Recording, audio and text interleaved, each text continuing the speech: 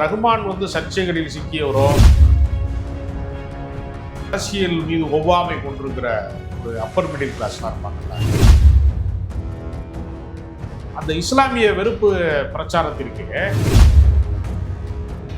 பெரிய மன உளைச்சலை ஏறத்தாழ RSS என்ன காரணம்னா, ஏஆர் ரகுமான் ஏன் திரும்ப திரும்ப டார்கெட் செய்யக்கூடிய ஒரு நபராக இருக்கிறார். அப்ப கங்கனா ராணாவத்துக்கு பாலிடிக்ஸ் பத்திய எந்த நாலேஜுமே இல்லை. அந்த பாரபட்சம் எப்படி காட்டப்படுறது? இரண்டு வகையில காட்டப்படுது. ரகுமான் இசையில ஒரு பாடல் கூட, அதனால அவர் அரசியல் படங்கள்ல வலதுசாரிகளுக்கு ஆதரவாக நான் இயங்க மாட்டேன். ஏஆர் ரகுமான் என்ன ஆளுன்னு பார்த்தா அவர்கிட்ட கமிட் ஆகும்போது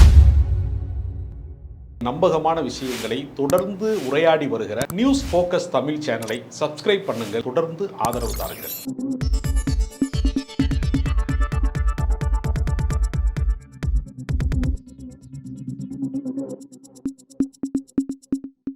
சார் வணக்கம். வணக்கம். இசை புயல் ஏஆர் ரகுமானுடைய அந்த விவகாரம் தற்போதைக்கு ஒரு டாக் ஆஃப் த டவுனாக இருக்குது. அவரை பாஜகவுடைய அமைச்சர்கள், பிறகு பாஜக எம்பி கங்கனா ரனாவத் போன்றவர்களாம் கண்டிக்கிறாங்க. அவர் தெரிவித்த அந்த கருத்துக்காக உடனே என் கருத்து தவறாக புரிந்து கொள்ளப்பட்டிருக்குன்னு சொல்லிட்டு அவர் விளக்கெல்லாம் கொடுக்குறாரு. உண்மையிலே அவர் என்ன பேசுறாரு, என்ன விஷயம், ஏன் இந்த சப்ஜெக்ட்லாம் டிஸ்கஷனுக்கு வருது? ஏஆர் ரகுமான் அவர்கள் எந்த அரசியல் கருத்தையும் சொல்லுகிற கலைஞன் அல்ல. பிரகாஷ்ராஜ் மாதிரி சில கலைஞர்கள்லாம் அரசாங்கத்தினுடைய தவறுகளை சுட்டிக்காட்டக்கூடிய இடத்துல இருக்கிறாங்க. இவர் எந்த அரசியல் நிகழ்வுலையுமே பங்கேற்க மறுப்பவர். தொடக்கத்தில் இருந்தே அவர் இந்த அரசியல் மீது ஒவ்வாமை கொண்டிருக்கிற ஒரு அப்பர் மிடில் கிளாஸ்லாம் இருப்பாங்கல்ல, அந்த வகையை சார்ந்தவர் நான் நினைக்கிறேன். அவர் எதற்குமே கருத்து சொல்லுகிற வழக்கமுடையவர் அல்ல. அவருடைய இசைத்துறை அனுபவங்கள் சார்ந்து பயணிக்கிற போது பாலிவுட்ல எப்படி நடத்தப்பட்டோம், மும்பையில் எப்படி நடத்தப்பட்டோம், இந்தி திரைப்படங்களிலே பணியாற்றிய போது அவருக்கு என்னென்ன நிகழ்வுகள்லாம் நடந்துச்சு, இந்தி பேச தெரிய நீ கற்றுக்க, இந்தி கற்றுக்க அப்படின்னு சுபாஷ் கைன்னு சொல்லக்கூடிய நம்ம ஊரில் மணிரத்னம் மாதிரி அங்கே மிகப்பெரிய அளவில் செல்வாக்கு செலுத்தக்கூடிய ஒரு இயக்குனர் அவருக்கு அட்வைஸ்லாம் பண்ணியிருக்காரு. அவர் சரளமாக ஆங்கிலம் பேசக்கூடிய ஒரு ரகுமான். அது போக அவருக்கு வேறு மொழிகள் குறித்துலாம் பெரிய அளவில் தெரியாது. அது அவரே சொல்கிறார். அப்படி இந்திக்கு பதிலாக உருது கற்றுக்கலாம், ஏன்னா உருது தான் அதுக்கு அடிப்படை, இந்தி உருதுலேருந்து கொஞ்சம் எடுக்கப்பட்டது தான் அப்படின்னால உருது கற்றுக்கலான்னு கூட நினச்சேன், எனக்கு பெருசாக அது வரலை, ஒர்க் அவுட் ஆகலை அப்படின்லாம் அவர் சொல்கிறார். பாரபட்சம் காட்டப்படுகிறது அப்படிங்கிற ஒரு கருத்தை முன்வைக்கிறார். அதுதான் மெயினானது. அந்த பாரபட்சம் எப்படி காட்டப்படுறது? இரண்டு வகையில் காட்டப்படுது. ஒன்று, அவர் ஒரு தமிழனாக இருக்கிறார், ஒரு தென்னிந்திய அளவில் இங்கேருந்து தமிழ்நாட்டில் இருந்து ஒருத்தர் கோடம்பாக்கத்தில் ஒருத்தர் பாலிவுட்டை ஆட்சி செலுத்துகிறதா அப்படிங்கிற அது ஒரு பஞ்சாயத்து. அவர் இஸ்லாமியராக இருக்கிறார் என்பது இரண்டாவது வகையான ஒரு வெறுப்பு அரசியலுக்கான அடிப்படை. இந்த ரெண்டுமே அவரை தன்னை இஸ்லாமியனாக அடையாளப்படுத்தி கொண்டு, அவருக்கு தனிப்பட்ட முறையில் வழிபாட்டு நம்பிக்கையெல்லாம் இருந்தாலும் கூட அந்த அடையாளங்களுக்குள்ள அவர் பயணிப்பவர் அல்ல. ஏன்னா அவரே மறைமுகமாக அது பாஜகவோட அதை தப்பாக எடுத்துக்கிட்டாங்க. எனக்கு இரண்டு பாதைகள் இருந்தது தேர்வு செய்வதற்கு, ஒன்று அன்பின் பாதை, இன்னொன்று வெறுப்பின் பாதை. நான் அன்பின் பாதையை தேர்வு செய்வேன் அப்படின்னு ஒரு முறை சொல்லிட்டார். அதை 2 ஆஸ்கார் விருது வழங்குகிற போது சொல்லப்பட்ட செய்தியை சொன்னார். மற்றபடி அவர் எந்த அரசியலுக்குள்ளேயுமே, ஏன்னா அவருடைய முதல் திரைப்படமே அரசியல் திரைப்படம் தான். ரோஜாங்கிற படமே காஷ்மீரில் இராணுவம் வேட்டையாடுவதை நியாயப்படுத்தி பொதுமக்களை தீவிரவாதிகளாக காட்டக்கூடிய ஒரு அரசியல் திரைப்படம் தான். அதனால அவர் அரசியல் படங்களில் வலதுசாரிகளுக்கு ஆதரவாக நான் இயங்க மாட்டேன் அப்படின்லாம் அவர் சொன்னவர் கிடையாது. இன்னும் சொல்லப்போனால் அவங்களோட தான் அதிகமாக பணியாற்றி இருக்கிறார், மணிரத்னம் மாதிரியான இயக்குநர்களோட. ஆனால் பாலிவுட்டில் என்ன பிரச்சனைனா, தொடக்க காலத்தில் 80கள் 90களினுடைய முக்கியமான காலகட்டங்களில் நீங்கள் பார்த்தீங்கன்னா, இந்தி சினிமாவை ஆட்சி செய்தவர்கள் என்று சொல்லக்கூடிய பட்டியலில் மிகப்பெரிய ஆளுமைகளாக இருந்தவர்கள் பல பேர். இப்போ திலீப் குமார்னு ஒரு நடிகர் ரொம்ப ஃபேமஸான ஒரு நடிகர். அவர் இஸ்லாமியர். அவர் ஷாருக் கான், சல்மான் கான், அமீர் கான் ஒரு பெரிய வரிசை இருக்கு. இது அவங்களுக்கு ஒரு பெரிய மன உளைச்சலை ஏறத்தாழ RSSக்கு தந்தது. என்ன காரணம்னா, ஒரு எளிமையான புரிதலுக்காக சொல்கிறேன். இப்போ ராகவேந்திரா கோயிலை இடிக்கணும் அப்படின்னா ரஜினி ரசிகர்கள் ஒத்துக்குருவானா? தலைவர் போகிற கோயில், அதை போய் தப்பாக பேசுகிறாங்க அப்படின்னு சொல்லுவாங்க இல்லையா? அது மாதிரி இந்த நடிகர்கள் மீதான அந்த பிம்ப வழிபாடு இருக்குல்ல, எல்லா இடத்துலையுமே அது இருக்குல்ல, இவர்கள் அதற்கு ஒரு தடையாவே இருந்திருக்கிறாங்க. அந்த இஸ்லாமிய வெறுப்பு பிரச்சாரத்திற்கு இவங்க சூப்பர் ஸ்டார்களாக இருப்பது என்பது ஒரு பெரிய தடையை வந்து ஆர்எஸ்எஸ்க்கு உளவியலாக ஏற்படுத்தி கொண்டே இருந்திருக்கிறது. அதை தகர்க்க வேண்டும் என்று அவர்கள் நெடுநாள் முயற்சி செய்தார்கள். அந்த முயற்சி அவர்களுக்கு எப்பொழுது படித்ததுன்னா, பாரதிய ஜனதா வந்து ரொம்ப வலுவான கட்டமைப்போட இப்போ ஒரு 11 ஆண்டு காலமாக தொடர்ந்து ஆட்சி, 3வது முறையாக ஆட்சி செய்யக்கூடிய இந்த காலகட்டங்களில் அவங்களுக்கு அது சாத்தியப்பட்டிருக்கு. அவங்க வந்து கேரளா ஸ்டோரி எடுக்கிறதா இருக்கட்டும், காஷ்மீர் ஃபைல்ஸ் எடுக்கிறதா இருக்கட்டும், அதுக்கு நான் கவர்மெண்ட்லேயே லீவு தரேன்னு சொல்லி பிரதமர் வேலை பார்க்குறத மறந்துட்டு அவரே வந்து ப்ரொமோஷன் பண்ணுற வேலையாக இருக்கட்டும், பல அரசியல்வாதிகளே பிஆர்ஓக்களாக மாறின அவல நிலையாக இருக்கட்டும், இந்த வெறுப்பு பிரச்சாரங்களுடைய ஒரு தொடர்ச்சி என்பது இப்போ கோலோச்சி கொண்டிருக்கிறது. கருப்பு பணத்தை ஒழிக்கிறேன்னு பண மதிப்பு நீக்கத்தில் சொல்லிட்டு ஏற்கனவே காங்கிரஸ்காரன்ட்ட இருக்கிற எதிர்கட்சிக்காரன்ட்ட இருக்கிற கருப்பு பணத்தை பூரா ஒழிச்சிட்டு புதிய பணக்காரர்களை உருவாக்கின ஒரு சரித்திரம் வந்து பாஜகவுக்கு. அதனால பாஜகவுடைய பணம் வந்து பணம் பாதாளம் வரைக்கும் பாய்மாங்கல்ல, பட உலகத்தின் மீது பாய்ந்திருக்கிறது. தமிழ்நாட்டிலேயே நீங்க பார்த்தீங்கன்னா சில முக்கியமான தயாரிப்பாளர்கள்ட்ட போய் நாங்கள் பணம் தர்றோம், கோயம்புத்தூர் கலவரத்தை பற்றி சினிமா எடுத்து கொடுங்க, எங்களுக்கு முஸ்லீம்கள் எவ்வளோ கொடூரமானவங்க, குண்டு வச்சிருக்கிறாங்க, அவங்கள வந்து அவங்களுடைய வன்முறை வந்து ரொம்ப மோசமானது என்று நீங்கள் சித்தரிக்கிற படத்தை எடுத்து கொடுங்க என்று பிரபல தயாரிப்பாளர்கள் கலைப்பொலி தானு வரைக்கும் அட்டன் பண்ணியிருக்காங்க. பல இயக்குநர்களை அணுகியிருக்கிறாங்க, பெரிய கற்பனை செய்ய முடியாத கோடிக்கணக்கான சம்பளம் தரோம் நாங்கள் அப்படின்னு. அப்போ அவங்களுடைய பொலிட்டிக்கல் அஜெண்டாவை அவர்கள் வந்து நடைமுறைப்படுத்துவதற்கு ரொம்ப நுண்கலையாக இருக்கக்கூடிய பல வடிவங்களை அவர்கள் பயன்படுத்தி பார்க்கிறார்கள். அதில் திரைப்படம் தான் வெகுஜன கலை வடிவமாக இருக்கிறது, எல்லா மக்களையும் போய் சென்று சேரக்கூடிய இடத்துல இருக்கிறது. அதனால அதை நோக்கிய பயணத்தை அவர்கள் செய்கிறார்கள். அதில் வந்து தனக்கு பாதிப்பு ஏற்பட்டதை குறித்து அவர் வெளிப்படையாக பேசக்கூடிய வழக்கமுடையவர் அல்ல. அதை தாண்டி அவருடைய ஆழ்மனதில் இருக்கக்கூடிய கருத்தை முதல் முறையாக உடைத்திருக்கிறார். அதனால கங்கனா ரணாவத் மாதிரி ஆட்களை விட்டு ஏவி விட்டு அவர் பல பேருக்கு காட்சிட் கொடுக்க முடியாமல் அவர் பிஸியாக இருப்பார், அவரால் புறக்கணிக்கப்பட்டவர்கள் இருப்பாங்க. இப்போ ஒரு அட்டர் ஃப்ளாப் படம் கொடுத்துட்டு ஒருத்தர் திரும்ப போய் நிற்பார், இல்லைப்பா நான் டேட் இல்லைன்னு சொல்லுவார், கதை பிடிக்காமல் டேட் இல்லைன்பார். இப்படி பிரபல இசையமைப்பாளர்கள் நிராகரித்தவர்கள் இருக்காங்கல்ல, அவங்களையெல்லாம் இப்போ தூண்டி விட்டு ரஹ்மானுக்கு எதிரான அறிக்கைகளை உருவாக்கக்கூடிய அந்த செயல்பாடும் நடந்துகிட்டு இருக்கு. கங்கனா என்ன சொல்றாங்க அப்படின்னா, நான் பாஜக சேர்ந்தவன், நான் பாஜகவோட எம்பியை இருக்கிறதுனால திரைத்துறை நான் புறக்கணிக்கப்படுறேன், ஹிந்தி சினிமா உலகம் பாஜகவுடைய பிரமுகர்களை, பாஜகவுடைய பொலிட்டிக்கல் ஃபிகர்ஸை ஓரங்கட்டுறாங்க அப்படின்ற ஒரு நெரேட்டிவ் வந்து கங்கனா செட் பண்றாங்க. உண்மையிலே அது உண்மைதானே? அது அப்படிதான். அது அப்பட்டமான பொய். பொலிட்டிக்கல் பார்ட்டியில இருக்கிறவங்களை மற்ற கலைஞர்கள் வந்து அந்த சாயல் வந்து நம்ம மேல விழுந்துருமோ அப்படிங்கிற அச்சத்தின் காரணமாக சில பேர் வந்து எந்த கட்சி சாயம் நமக்கு வேணாம், எந்த கட்சியினுடைய ஆதரவு நிலைப்பாடு வேணாம் அப்படி சொல்லக்கூடியவர்கள் உண்டே தவிர, பாஜக இருக்கிறதுனால புறக்கணிக்கிறதுக்கு அப்படிங்கிறது தமிழ்நாட்டு சூழலுக்கு கூட அது கொஞ்சம் பொருந்தும். வட இந்தியாவில் அது செல்வாக்கு மிக்க விஷயம் இல்லை. இப்போ நீங்கள் கங்கனா ரணாவத் வந்து பல அறிவார்ந்த கருத்துக்களை சொன்னவங்க. இந்தியாவுக்கு முதல் பிரதமர் வந்து ஜவஹர்லால் நேரு கிடையாது, அது வந்து சுபாஷ் சந்திர போஸ் தான் அப்படின்னு சொன்னவங்க. பல கருத்துக்களை சொல்லியிருக்காங்க, அவங்க அதிசயமான கருத்துக்கள் நிறையா சொல்லியிருக்காங்க. அதில் ஒரு கருத்து, முக்கியமான கருத்து என்னென்னா, பார்லிமெண்ட்டுக்கு வந்து நான் வந்து சும்மா ஒரு கொஞ்ச நாள் போயிட்டு வந்துடலான்னு நினச்சேன், ஒரு ஷூட்டிங் போகிற மாதிரி ஒரு 40 நாள் கால்ஷீட் கொடுத்தா போதும்னு நினச்சேன், அது என்ன கூட்டத்தொடருங்கிற பேரில் மறுபடியும் கூப்பிடுறாங்க அப்படின்னு கங்கனா ரணாவத் சொல்லியிருக்கிறாங்க. அப்போ கங்கனா ரணாவத்துக்கு பாலிடிக்ஸ் பற்றிய எந்த நாலேஜுமே இல்லை. அவங்களோட பாப்புலாரிட்டியை பாஜக பயன்படுத்தி கொள்வதற்காக வந்து அவங்கள கொண்டு போய் இந்தூர் தொகுதியில் கொண்டு போய் எம்பிக்கு நிப்பாட்டினாங்க. அது அவங்க ஜெயிக்கிறதுக்கு அவங்க பெருசாக மெனக்கடவே இல்லை. அந்த சினிமாவில் இருக்கக்கூடிய கவர்ச்சிங்கிறது அவங்களுக்கு வந்து அது வெற்றியை தந்திருக்கிறது. அதனால் ரொம்ப வந்து அறிவார்ந்த ஒரு கேள்வி கேட்கக்கூடிய ஆளும் கிடையாது. அப்போ என்னென்னா, அப்படி ஒரு ஸ்கிரிப்ட் வந்து சொல்லப்பட்டிருக்கிறது, கங்கனா ரணாவத் மூலமாக ஏஆர் ரஹ்மானை டேமேஜ் பண்ணால் இந்தியா முழுக்க ஊடகங்கள் அது செய்தியாக்கும் அப்படிங்கிற ஒரு நெரேட்டிவ் தான் செட் பண்ணப்படுது. அதனால் ரஹ்மான் வந்து சர்ச்சைகளில் சிக்கியவரோ அதற்கு வந்து பதில் சொல்லக்கூடியவரும் அல்ல. அவருடைய தனி மனித வாழ்க்கை சம்பந்தமாக அவருக்கும் அவர் மனைவிக்கும் ஒரு சின்ன கருத்து வேறுபாடு வந்த போது கூட அவர் மீது அவதூறு அள்ளி தெளிக்கப்பட்டது. எல்லா ஊடகங்கள்லையும் அவருடைய இசைக்குழுவை சேர்ந்த பெண் மீதெல்லாம் அவர் அவதூறு பரப்பப்பட்டது. அந்த பெண்ணே முன் வந்து அவர் என் தந்தையை போன்றவர்னு சொல்ற வரைக்கும் யாருமே அடங்கலை. இஷ்டத்துக்கு வாங்கி வந்ததெல்லாம் கதையா சொல்லிக்கிட்டே இருந்தாங்க.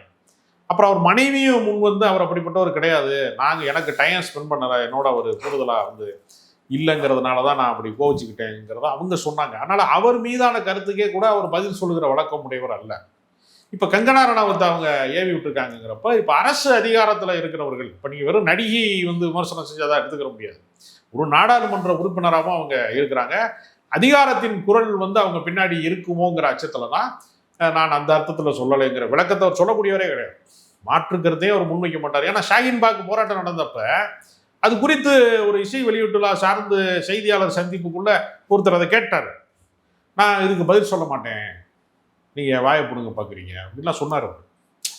அவர் பெரும்பகுதி அரசியல் சார்ந்த கருத்துக்களை அரசியல் விட்டு விலகி நிற்கிறதா சரி. அதுக்கு இன்னொரு காரணமும் இருக்கு. அவருக்கு ஒரு பர்சனலா ஒரு காரணம் இருக்கு. அவர் 92 வர்றாரு சினிமாவுக்குள்ள.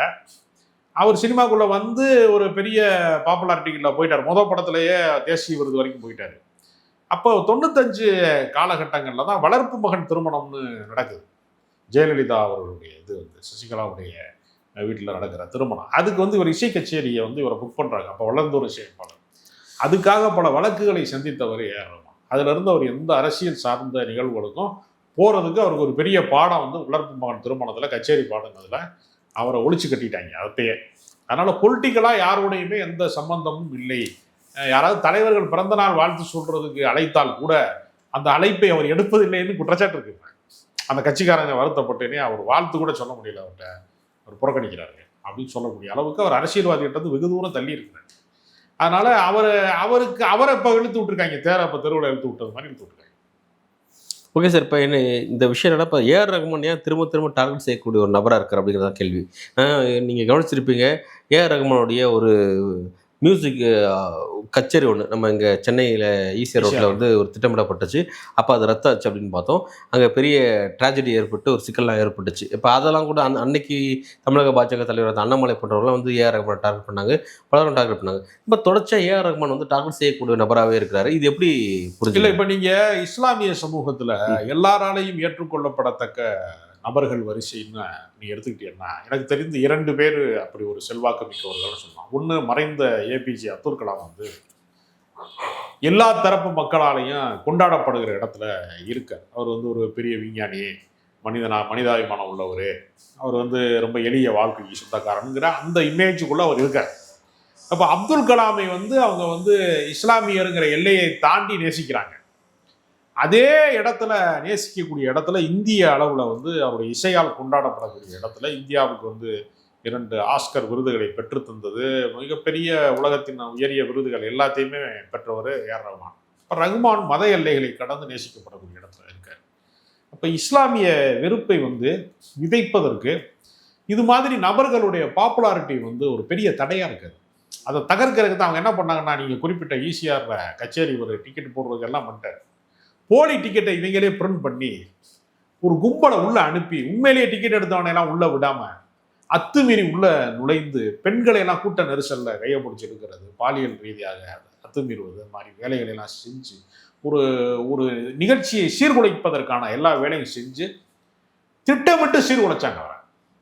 அதுக்கு பின்னாடி முழுக்க சங்கிகள் மட்டுமே இருந்தார்கள் என்பது அப்புறம் நடந்த போலீஸ் விசாரணையில தெரிய வச்சு, அவர் டிக்கெட்லாம் நான் திருப்பி தரேன், யாரெல்லாம் டிக்கெட் வாங்கிட்டு யாரெல்லாம் உள்ளே போக முடியாமல் இருந்தாங்களோ அவங்களுக்குலாம் நான் ஆன்லைனில் எனக்கு மெயில் போடுங்க, நான் எல்லாத்துக்கும் காசு ரிட்டர்ன் கொடுக்குறேன்னு அவர் சொன்னார். இதெல்லாம் அவர் புகழ் மீது கல்லறிகிற வேலை தான். அதனால் இவருக்கு இவ்வளவு பெரிய புகழ் அவருக்கு அப்படிங்கிறது இருக்கல, அதை பொறுத்து கொள்ள முடியல இவங்களால அப்படிங்கிறது ஒரு முக்கியமான காரணம். அவர் இன்னொரு விஷயத்த சொல்கிறார். இப்போ என்னென்னா, இந்திய சினிமாக்கெல்லாம் இன்னைக்கு இந்துத்துவ சார்போடு நகர்ந்துருச்சு. ஸோ அது நகர்ந்ததுனால இஸ்லாமியர் அடையாளத்தில் இருக்க நாம் போன்றவெல்லாம் பாதிக்கப்படுறோம் அப்படின்ற ஒரு விஷயத்த சொல்றாரு. உண்மையாக அது எதாச்சும் எந்த இல்லை, அதில் எனக்கு நிறைய வாய்ப்புகள் குறைஞ்சிச்சு, எனக்கு திட்டமிட்டு மறுக்கப்படுதுன்னு சொல்றாரு. 8 ஆண்டுகளாக பாலிவுட்ல என்னுடைய வாய்ப்புகள் மறுக்கப்பட்டிருக்கிறதுன்னு சொல்றாரு. அதாவது அவர் வெற்றிகரமான இசையமைப்பாளராக இருக்கும்போது, இப்போ நீங்க சினிமாவில் மார்க்கெட் இல்லாமல் நிராகரிக்கப்படுவது என்பது ஒரு வகை இருக்கு. வெற்றிகரமான ஆளாக இருக்கும் போதே நிராகரிக்கப்படும். இவருக்கு நடந்தது என்னன்னா, வெற்றிகரமா இருந்தாலும் நீ வேணாம் எங்களுக்கு, அது சிலது கமிட் பண்ணுவாங்களாம். கமிட் பண்ணிட்டு மறுபடியும் இல்லை சார், அந்த இதை நாங்கள் வேற ஆளுக்கு கொடுத்துட்டு வந்த வாய்ப்பை அப்படின்னு சொல்லுவாங்க. நல்ல வேலை, எனக்கு நிம்மதி, நான் குடும்பத்தோட டைம் ஸ்பெண்ட் பண்ணுறதுக்கு நேரம் இல்லாமல் இருக்கேன், போனால் போகட்டும், அப்படித்தான் நேர்மறை சிந்தனையோடு அதை அணுகுனேன்னு அவர் சொல்கிறார். அதனால அவரை திட்டமிட்டு கார்னர் பண்ணியிருக்காங்கிறதுக்கு ஒரு கடந்த கால உதாரணம் இருக்கு.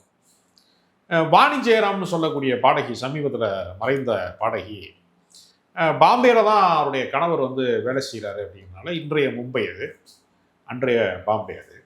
அங்கே மும்பையில் வந்து அவங்க இந்தி சார்ந்த படங்களில் திரைப்படங்களில் பாட ஆரம்பிக்கிறாங்க. இவங்க குரல் வளத்தை கேட்டுட்டு அங்கு முன்னணி இசையமைப்பாளர்களாக இருக்கிறவங்க, அங்கு முன்னணி பின்னணி பாடகிகளாக இருக்கக்கூடியவங்க, லதா மங்கேஷ்கர், ஆஷா போன்சல் மாதிரி ஆட்களுக்கெல்லாம் இந்த குரல்னால வாய்ப்பு குறைஞ்சிரும் அப்படிங்கிறதுனால திட்டமிட்டு அவர்கள் புறக்கணிக்கப்பட்டதாகவும், அதனால ஊரை காலி பண்ணிட்டு அவங்க சென்னைக்கு வந்ததாகவும் அவங்களே பதிவு செஞ்சிருக்கிறாங்க வாணி ஜெயராமை. அப்போ வாணி ஜெயராம் மாதிரியான கலைஞர்களுக்குள்ள அந்த வேறுபாடு, அவங்க இத்தனைக்கும் பிராமினவங்க, கர்நாடக இசையெல்லாம் படித்தவங்க, கசல் எல்லாமே இந்துஸ்தானி இசையெல்லாம் முறையாக பயின்றவங்க, அவங்களுக்கே அங்கே ஒரு புறக்கணிப்பு நிகழ்ந்திருக்கிறது. அப்படிங்கிறப்ப ரகுமானுக்கு ஒரு புறக்கணிப்பு நிகழ்ந்தது அப்படிங்கிறது வந்து அதற்கு பொய் சொல்ல வேண்டிய அவசியம் அவருக்கு கிடையாது. அவருக்கான அந்த நெருக்கடி அங்கே உருவாக்கி இருக்கிறாங்க. அதை வந்து அவர் வெளிப்படுத்துறாரு இந்த மாதிரி காலகட்டங்களில். நான் சார், இப்போ வந்து ஹிந்திய சினிமாக்களில் டாமினேட் பண்ணக்கூடிய ஃபெமிலியர் ஃபேஸ் டாப் மோஸ்ட் நபர்கள்லாம் இஸ்லாமியர்களாக இருக்காங்க. ஷாருக் கான், சல்மான் கான், அமீர் கான், இந்த மாதிரி இருக்குது. இப்போ அதனால் நான் கேட்குறேன்னா, இப்போ இந்த இந்திய சினிமா வந்து இன்றைக்கி ஒரு இந்துத்துவ அரசியல் நோக்கி நகருது அப்படின்னா, அப்போ இஸ்லாமிய கலைஞர்கள் புறக்கணிப்பதை தடுப்பதற்காக அவங்களுக்குள்ள ஏதோ ஒரு ஒற்றுமையோ, அவங்களுக்குள்ள ஒரு விஷயம், அந்த மாதிரி தான் ஒரு முன்னெடுப்போ யாராவது இந்திய சினிமா இதை வந்து கட்சிக்கு ஆள் சேர்க்கறது மாதிரி கலைஞர்களை ஒன்று சேர்த்துலாம் வேலை செய்ய முடியாது. ஓகே, அது நம்ம ப்ராக்டிக்கலாக சரியாக வராது. இப்போ நீங்கள் சமீபத்தில் தமிழில் முழுக்க முழுக்க இஸ்லாமியல் வாழ்வியல் அனுபவங்களை மட்டுமே வைத்து ஒரு திரைப்படத்தை எடுத்திருக்கிறாங்க. தலித் சினிமா வந்துருச்சு தமிழ்நாட்டில். ஆனால் ஒரு இஸ்லாமிய சினிமா, அதாவது முழுக்க இஸ்லாமிய கதாபாத்திரத்தின் வழியாக ஒரு கதை சொல்லப்படுவது, ஒரு துணை கதாபாத்திரமாக இல்லாமல் முழுமையாக சொல்லப்படுவது அப்படிங்கிறது ஈரானிய படங்களில் இருக்கிறது. கேரளாவிலையும் இருக்குது. கேரளாவில் அதுக்குன்னே ஒரு மார்க்கெட் இருக்குது. அது மாதிரி தமிழில் ஏன் முயற்சி செய்யக்கூடாது அப்படின்னு மீரா கதிரவன் ஒரு இயக்குனர், அவள் பேர் தமிழரசி, விழித்திரு மாதிரி படங்கள்லாம் எடுத்தவர், அவர் இப்போ ட்ரை பண்ணி ஹபீபின்னு ஒரு படம் எடுத்திருக்கிறார். சர்வதேச அளவில் கவனம் பெறணுங்கிறதுக்காக ஒரு அரபு வார்த்தையில் ஹபீபின்னு ஒரு படத்தை எடுத்து ஏறத்தாழ திரையிடுவதற்கு தயாராக இருக்கிறார். அந்த படத்தில் பார்த்தீங்கன்னா அவரை தவிர எல்லாருமே பார்த்தீங்கன்னா அந்த ரைட்டரும் அவரும் மட்டும்தான் இஸ்லாமியர். எல்லாருமே வேற வேற சமூகத்தை சேர்ந்தவர்கள் தான். அப்போ இதை வந்து அப்படி யூனிட்டியாக கொண்டு வர முடியாது. இப்போ நீங்கள் வந்து நல்லா பாடுறவனை தான் பாட வைக்க முடியும். ஏன் ஆள் பாடுறாரு கேளுங்க அப்படின்னா யார் கேட்பா? அதுக்கு சாத்தியம் இல்லைங்க. அதாவது பரிந்துரைகள் பயன்படாத இடம் வந்து எதுனா கலைத்துறை தான். நீங்கள் பாரதிராஜாவுக்கு மகனாக இருக்கிறதுனால படம் பார்க்கல யாரும், இருக்கு சத்யராஜுக்கு மகனாக இருக்கிறாருன்னு யாரும் படம் பார்க்கல. இல்லை, அதாவது திறமையற்ற ஒரு நபர்களை அவங்களோட வாய்ப்பை தக்க வைக்கிறதுக்காக நம்ம போராட போகிறதா அந்த மாதிரியான விஷயத்தை நான் முன் வைக்கல. நான் என்ன சொல்கிறேன்னா, ரகுமான் போன்ற நபர்கள் திறமையான நபர்கள். நான் என்ன சொல்ல வரேன்னா, இந்த மாதிரியான ஒரு இஸ்லாமிய கலைஞர்கள், திறமை இருக்கிற நபர்கள், அவங்களுக்கு வாய்ப்புகள் மறுக்கப்படும் பொழுது அப்போ நான் மற்ற இஸ்லாமிய ஃபெமிலிஸ் இருக்காங்க, ஷாருக் கான், சல்மான் கான், இந்த மாதிரியான நபர்கள் ஏன் நம்ம ஆட்கள் ஒருத்தர் இப்படி இருக்கானே ஒரு நல்ல கலைஞர் இல்லை, அதுக்கான விஷயத்தை நான் ஒரு உதாரணம் சொல்கிறேன் கேளுங்க. தமிழ் பாடலாசிரியர்களில் புதுக்கவிதையில் இருந்து பாட்டெழுத வந்ததில் ரொம்ப முக்கியமான பாடலாசிரியர் வரிசையில் முக்கியமானவர் யாருன்னா, புதுக்கவிதையின் தாத்தான்னு இளைஞராக இருக்கும் போதே வர்ணிக்கப்பட்டவர் மு. மேத்தா. நேரில் புரிகிறக்காக சொல்கிறேன். ராஜராஜ சோழன் நான் மாதிரியான பாடல் எழுதி பாடு நிலாவேங்கிற பாடும் நிலா பாலுன்னு பேர் வச்சதுக்கு அவர் உதயகீதத்தில் எழுதின அந்த பாடு நிலாவேங்கிற பாட்டு தான் காரணம். அதேலாம் எழுதின மு. மேத்தா ஒரு இஸ்லாமிய கவிஞர். இப்போ ஏஆர் ரஹ்மான் ஒருத்தர் வந்து 90களின் தொடக்கத்தில் வந்து பெரிய அளவில் வர்றாருல, மு. மேத்தாவை அவர் கையில் எடுத்து எழுத வச்சாரா அப்படின்னு ஒரு கேள்வி இருக்கு. வைரமுத்தை தான் வச்சு எழுத வச்சார். அப்போ அன்னைக்கு மார்க்கெட்டில் ட்ரெண்டிங்கில் யார் இருக்காங்களோ அவங்கள வச்சு தான் சினிமாவில் இயங்குவாங்களே தவிர, அப்படி வந்து அந்த கோட்டா சிஸ்டம்லாம் இருக்கல, அந்த மாதிரியான பின்னணி வந்து சினிமாவுக்குள்ளே எப்போவுமே கிடையாது. வெற்றி பெற்றவன் பின்னாடி தான் சினிமா ஓடுமே தவிர, அன்னைக்கு பொழுதுக்கு வந்து மு. மேத்தா வந்து கல்லூரி பேராசிரியர், முழு நேர பாடலாசிரியர் அவரால் மாற முடியல. இவங்களை நம்பி நம்ம வேலையை விட்டோம்னா நம்ம நடுரோட்டில் நிப்பாட்டிவாங்க. என்ன ஒரு வேலையை ராஜினாமா பண்ணலை, முழுக்க பணிபுரிந்து தான் ரிட்டையர்ட் ஆனார். அவர் சொந்த படம் வேற எடுத்து கொஞ்சம் கையை சுட்டுக்கிட்டார். வந்து தென்றல் வரும் தெரு அப்படின்னு ஒரு படம் எடுத்தார். தென்றல் வரலை, படம் தெருவாக போச்சு. அதில் லாஸ் அவருக்கு, அது கடைக்கட்டவே அவருக்கு வாழ்க்கை சரியாக போச்சு. அப்போ அவர் ஒரு 40 படங்களுக்கு வந்து முன்னணி பாடலாசிரியராக வந்துக்கிட்டு இருக்கும்போதே சொந்த சினிமா எடுத்து அவர் பெரிய லாஸில் போய் அவர் பின்னடைவாயிட்டார். இளையராஜாவால் கொண்டாடப்பட்டவர் மு. மேத்தா. ரகுமான் இசையில் ஒரு பாடல் கூட அவர் எழுதலை. அப்போ அப்படிலாம் கூட்டணி அமைப்பது அப்படிங்கிறது சினிமாவில் சாத்தியம் இல்லை. இப்போ நீங்கள் மணிரத்னம் வந்து ஏஆர் ரஹ்மான் என்ன ஆளுன்னு பார்த்தா அவர்கிட்ட கமிட் ஆகும்போது ஒரு திலீப் குமார் தான், நடுவில் அவர் திடீர்னு இஸ்லாத்துக்கு இணைகிறாரு. அதையெல்லாம் அவர் பார்க்க மாட்டாங்க. இசையில் வந்து உன்னால் வந்து என்ன அடைய முடியும், எவ்வளோ தூரம் போக முடியும், அப்படித்தான் அவங்க பார்ப்பாங்க. வெற்றி மட்டும்தான் வந்து சினிமாவுக்கான இலக்கணமே தவிர சினிமாவில் வந்து வேண்டப்பட்டவர்கள் வேண்டப்படாதவர்கள் அப்படிங்கிற வரிசைக்கு சினிமாவுக்கும் சம்மந்தம் இல்லை. ஓகே சார், ரொம்ப ஒரு முக்கியமான ஒரு டிஸ்கஷன். ஏஆர் ரஹ்மான் அவர்கள் இன்றைக்கு இந்திய அளவில் அறியப்படக்கூடிய, உலக அளவில் அறியப்படக்கூடிய ஒரு இசையமைப்பாளர் இருந்தாலும் கூட இந்திய சினிமாக்களில் தான் எந்தளவுக்கு புறம் கிடைக்கப்படுறேன், அதோட பின்னணியில் இருக்கிற அரசியல் என்ன அப்படிங்கிறத வெளி உலகத்துக்கு கொண்டு வந்து காமிச்சிருக்கிறாரு. ஒரு முக்கியமான விஷயம்.